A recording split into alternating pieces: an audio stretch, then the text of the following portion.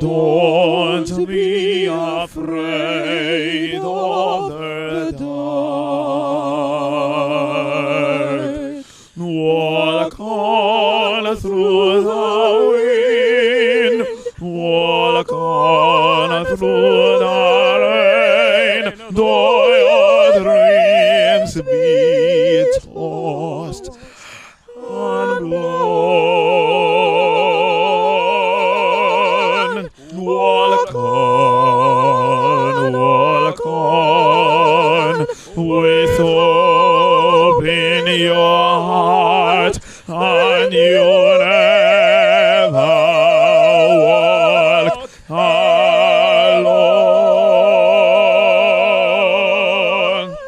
You'll never walk. You'll never walk. You'll never walk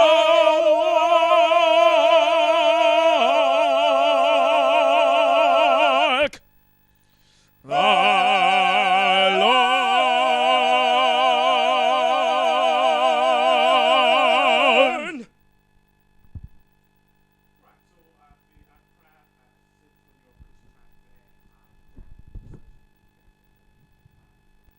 All the performances with me this morning, Sandra and Benedict as members of the orchestra. Good morning, and thanks so much for joining us. Now, we should be talking about this kind of performances in the days of Shakespeare and the rest. Now, the 21st century, we are still talking about it. What is it about opera that is so catchy that even now we have audiences for it? Benedict, let me start with you. Okay, so first of all, I'll just give a little preamble. Classical art music is one of the measuring sticks that we use to measure civilization. Right. Just like architecture, you have high-rise buildings in third world countries. You have, in China, for example, you have very high-rise buildings. You wouldn't find that in Africa. Now, just like that, we have art music being used to measure the growth of a civilization. So when you see people being able to appreciate that, you can definitely tell that they have come to a certain level. They are not still developing. It is very complicated. It's not as easy as what we've been doing, High Lives, which is very straightforward, have very simple patterns. That all of us can appreciate. Exactly, it's easy to appreciate. Right. But this is very complicated, so it takes a certain level to be able to appreciate classical art music, because not only for entertainment, sometimes you can use it to think, you can use it to relax. It helps creativity and so many other things like that beyond entertainment. I see. And so, Sandra, let me come to you. Do we have audience for this kind of music? We do. Sure. We do. I would say that, and this is part of the reason why we are like ambassadors to make sure that we sell and make sure that we wean the public to this kind of music, because it's not very common. And then again, I use wean because just like a child, you have to taste it and get used to, your taste buds get used to whatever it is that you're eating. Right. And so I would say that for the majority of the African or Ghanaian community, this is not something that they are used to. Okay. And so we have the responsibility, and we've taken up that responsibility to make sure that we project the operatic music. How is the projection being done? Accra Symphony Orchestra, you sound new on the market. I would have thought of the National Symphony Orchestra, but a brief about the Accra Symphony Orchestra, where you're coming from, how you started, and how you're projecting this classical music to entice people to appreciate it better. Okay, so the Accra Symphony Orchestra was founded by Dr. Mensa Otabo in conjunction with the African music genius Nana Danso Abiam, who is a composer himself. Nana Danso had an idea of using the Western instruments the African way. So he was trying to use the violins, for example, to play African songs. He started with the Pan-African Youth Orchestra and later approached Dr. Mensa Otabo and gave him this idea of creating an orchestra that would play, still not leaving the African lines, but use the Western instruments and add operatic music to it. So we were founded in 2012, and from that time it's been a lot of rehearsals, a lot of training, because this is very delicate, so we've been doing a lot of training till now. So this is going to be our first major event, and we're hoping that with Accra Goes to the Opera, we would have audience being able to understand and appreciate classical music. So this is like the first opening for the orchestra. So it's, for you, it's the beginning. It's a big step we're taking, and we're hoping that After this concert, we will leave footprint that other younger musicians can step into. We're hoping that we have many people trying to do this, trying to use their talent the way we're using it now. And we are expecting to have many groups imitating, if I should say, what we're doing now, just to make sure that we use our talent not only in high life, but we can also do this as well. We can't talk about Accra Goes to the Opera, but Sandra, let me come to you. Benedict, just talk about where you started from and the fact that a lot of energy is going into rehearsing and to where you have gotten to. What does it take?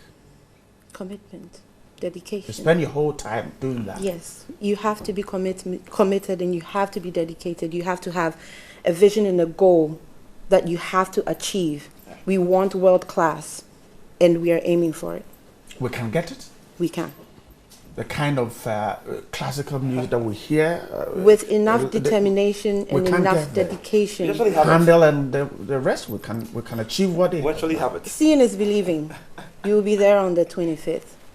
Now let's talk about Accra Goes to the Opera. So you're starting, it's a process, and you think that you've got it where you need to open it up for people to appreciate. Exactly. What exactly is going to the Accra Goes to the Opera? Well, so Accra Goes to the Opera will be showcasing 3 different acts. The first act will be the pure classical, what is done in the Western countries. We are going to try to do pure classical music from opera works. We'll pick from, for example, O Fortuna from Kamina Burana. We'll pick songs that have been done on the world stage and have become a staple of pop culture. We pick these ones and do it first. Second section is where classical music has gotten to now. Now we have the light of Andre Bocelli, who are doing crossover, mixing up the band, for example, with the orchestra, because the orchestra is only acoustic instrument. The violin, they are not mic'd.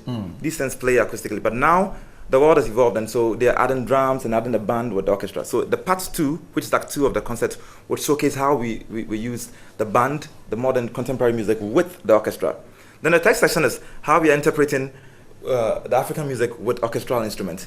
So we pick strong songs like Fela Kuti's Lady. We pick Osibisa's We Are Going. We have rearranged all of that one, and we are doing it the operatic way. So you would hear it differently, but then it sounds great and amazing. I'm sure you love it. You should be there. I love that kind of music too. But so for those of you involved, what is the background?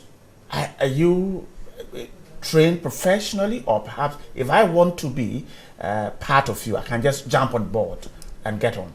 Well, it takes a lot of fun, and I must add that it's been a long journey. We've been doing this for 4 years, and all the musicians we have here have been trained professionally. We've even had people from the US coming to do sessions with them.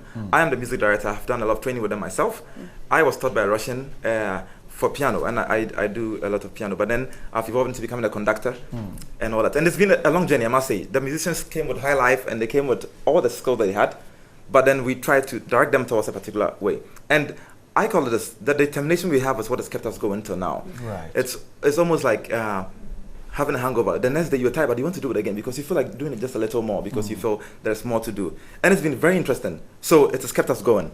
And I must add that it takes a lot of funding. We've had major issues, but we have help from patrons, and we have a board that have been very supportive in what we're doing. So I think that's one of the challenges with this kind of music, because you need a lot of funding to be able to commit it. I'm grateful. Sandra, now, Benedict has told us the 3 parts of what we're to see. You are a performer. What should we expect? Expect a show like none other.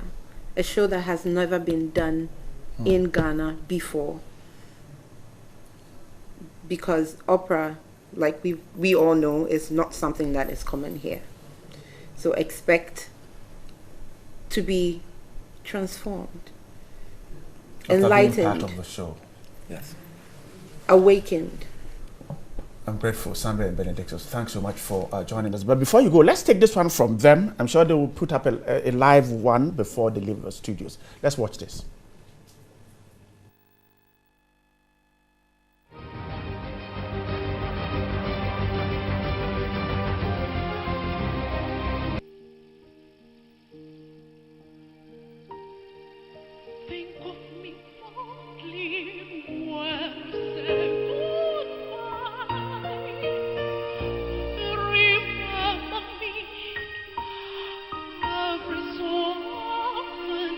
From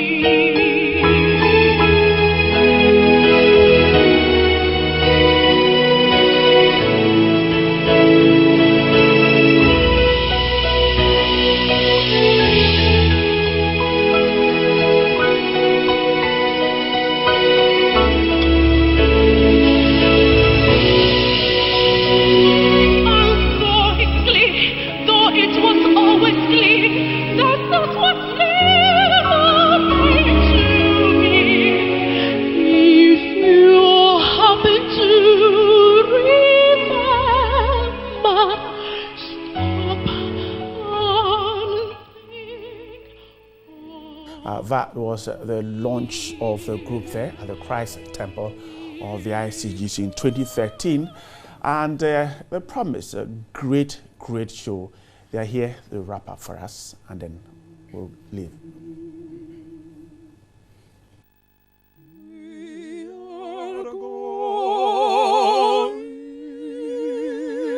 Heaven knows where we are going.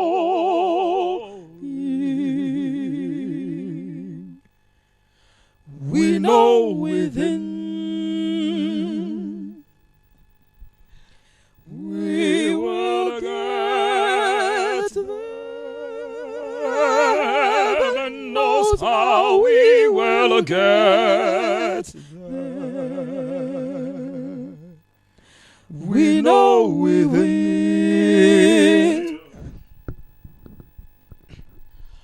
it will be hard, we know, and the road will be muddy and rough, but we'll get there. Heaven knows how we will get there.